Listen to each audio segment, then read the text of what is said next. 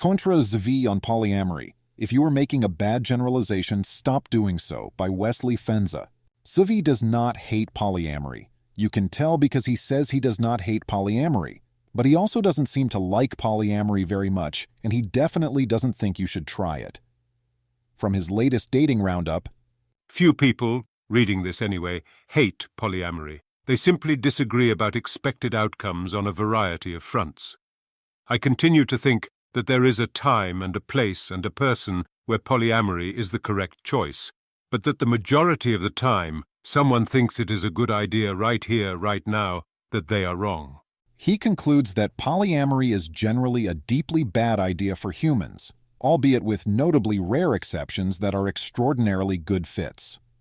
His initial reasons are that there are fewer children, and those children that there are generally end up in worse positions and at more risk, and the whole thing is a giant time sink even when done right, without overall looking better even after those costs are paid. Do polyamorous people have fewer children? Whose evidence is this Scott Alexander post aggregating comments on his other polyamory post? Zvi doesn't specify which comments in particular he found convincing, but his source for the fewer children claim seems to be this graph from Ayala. Here is an image showing a line graph titled, Average How Many Children Do You Have with Your Partner? The x-axis represents ages ranging from 0 to 1 to 21 plus. The y-axis shows the average number of children ranging from 0.0 to 2.5. The graph contains two lines, one blue and one orange, presumably representing data for two different groups. The orange line, labeled monogamous, starts around age 3 to 5 with an average of about 0.1 children and increases relatively steadily with age, reaching about 2 children on average by age 21 plus. The blue line, labeled poly, also begins around 0.1 children at age 3 to 5, but increases more slowly, reaching approximately 1.5 children on average by age 21 plus. Overall, the graph suggests that on average, people in monogamous relationships tend to have more children with their partner at each age compared to those in poly relationships, with the gap widening in the later age ranges. This seems accurate so far as it goes. I would believe that polyamorous people have fewer children, though this establishes correlation, not causation. Speaking as a polyamorous parent, there's nothing inherent in polyamory that would prevent one from having children, and having more than 2 adults in the house would actually be extremely helpful when it comes to most childcare needs. But it's certainly plausible that putting extra resources into relationships leaves less resources for children. For my money, I'm betting on selection effects. Polyamorous people tend to be very liberal, and liberals have fewer children. If polyamory actually caused people to have fewer children, there would be a reasonable argument that we should discourage it at a societal level. I would, however, disagree with that argument. America can easily solve its fertility issues. There is no reason why we should be discouraging people from having the relationships they want in order to better society or whatever, especially when such problems can be resolved by other means. Zvi isn't making a societal argument, however. His claim is that most people are wrong if they think polyamory is a good decision for them. The fact that poly people have fewer children overall is not an argument that any individual shouldn't try it. Are children of polyamorous people at higher risk? Zvi's evidence that children are at higher risk in poly families seems to be this comment. I would just refer back to the statistics on the likelihood of abuse when an adult other than a parent is in the home. Why would those be different in a polyamorous situation? That's my general system-level proof of which one of these is likely better for children at the social level of analysis.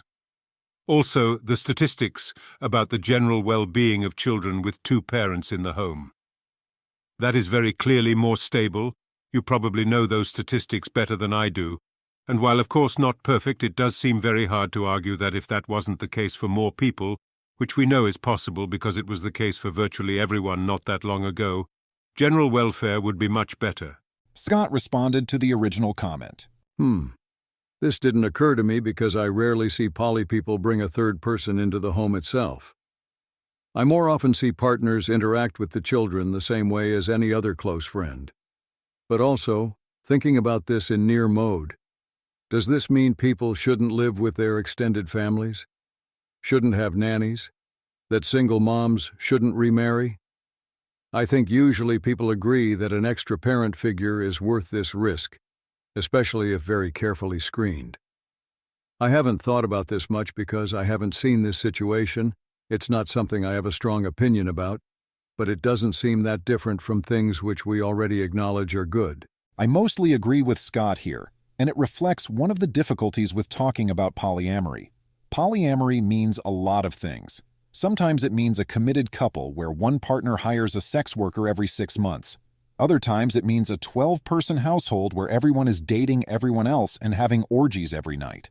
My experience lines up with Scott's in that most poly people I know live alone or with a single partner. I've personally experienced some of the pitfalls of inviting extra people into my home, so it's always something about which I counsel extreme caution. That goes double when there are children present. So, if Zvi's argument is that people should be very careful about cohabitating children with non-parents, I agree. But I disagree with the suggestion that this means lifelong monogamy is a superior decision most of the time. It's easy enough to be, as in my case, polyamorous, but with boundaries about cohabitation, and the greater dangers of cohabitation don't mean nobody should ever do it, just that people should be careful. Is polyamory not that great anyway? Zvi claims that the whole thing is a giant time sink, even when done right without overall looking better even after those costs are paid. I admit that I'm unsure of how to respond to this claim since it mostly just seems like a subjective judgment. I'm happy to concede that dating people does in fact take time, and that for Zvi personally, it would not be time well spent. Again, this is the problem of polyamory encompassing an extremely wide array of behaviors. It can take as much or as little time as you choose. Some people have one evening a month where they go on dates. Some people are spending time with partners 24/7. I used to be more of the latter, but now I'm closer to the former.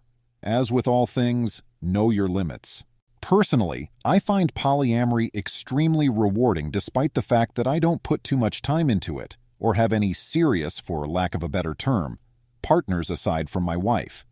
If you don't, that's fine, but I'd ask you to please not make those kind of judgments on behalf of others who feel differently.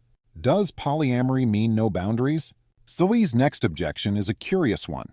One feature of polyamory is that it means continuous auditions of potential replacements by all parties. You are not trading up in the sense that you can have multiple partners, but one thing leads to another, and there are only so many hours in the day. If you are monogamous and you meet someone plausibly 25% better, by default, what happens is nothing. There is no pressure to explore that possibility, to see if you might be able to upgrade, or even find out if the person is available. It is not an issue. If you are polyamorous, and you meet someone plausibly 25% better, or even someone 0% better, I mean the person you are with is pretty good, no? You are honor-bound to try and make it happen.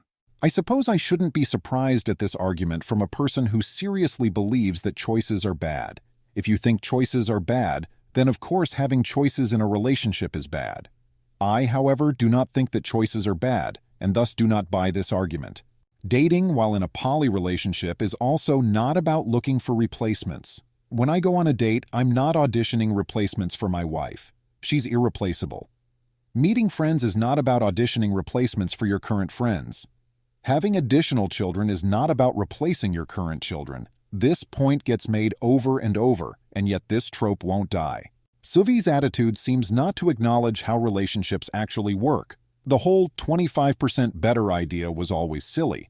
But let's say you meet someone you like as much or more as your current partner. There is no real default in any interaction, because that's not how humans work. If there's any default, it's that regardless of relationship style, nobody ends up dating, because that takes two people, and most people aren't interested in dating people who are already in serious relationships. Further, nobody is honor-bound to pursue anything.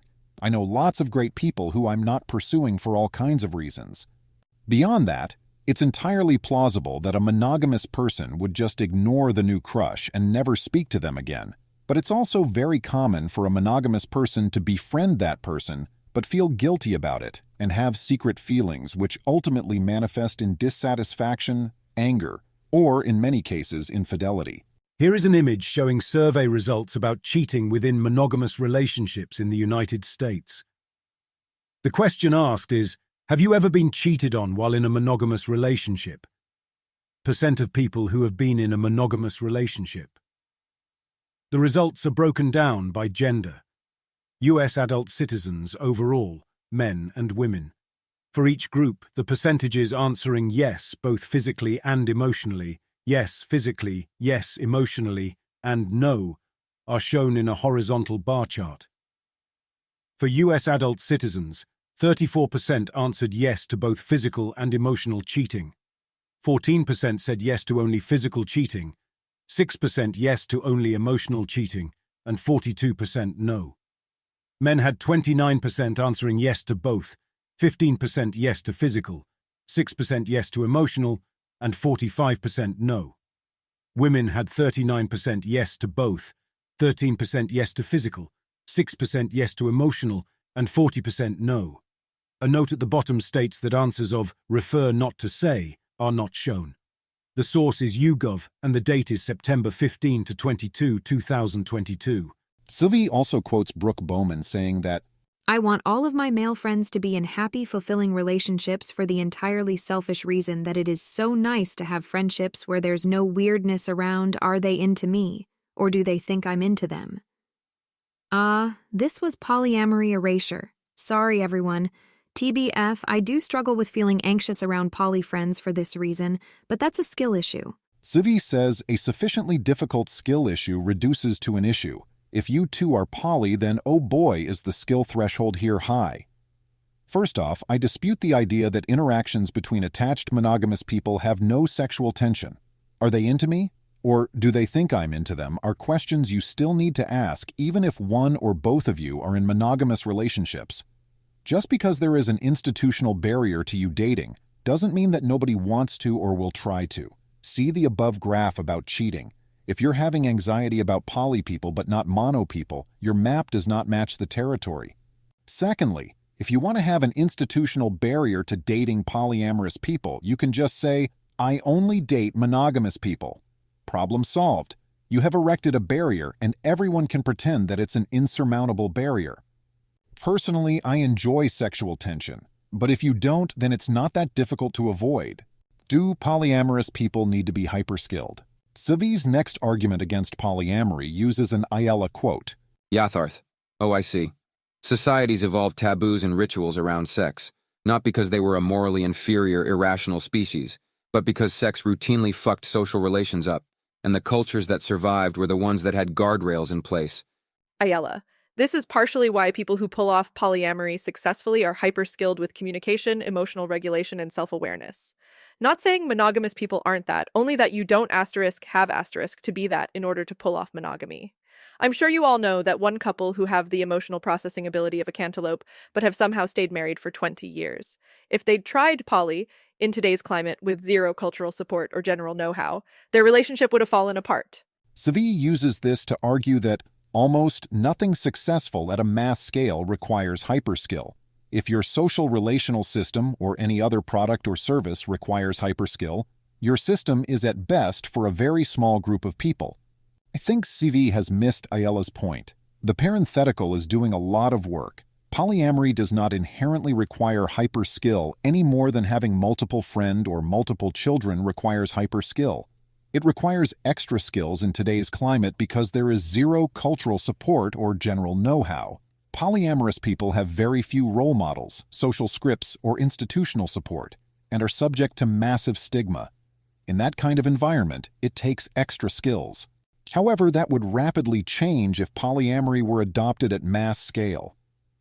Mass adoption of polyamory doesn't require everyone to develop superhuman EQ.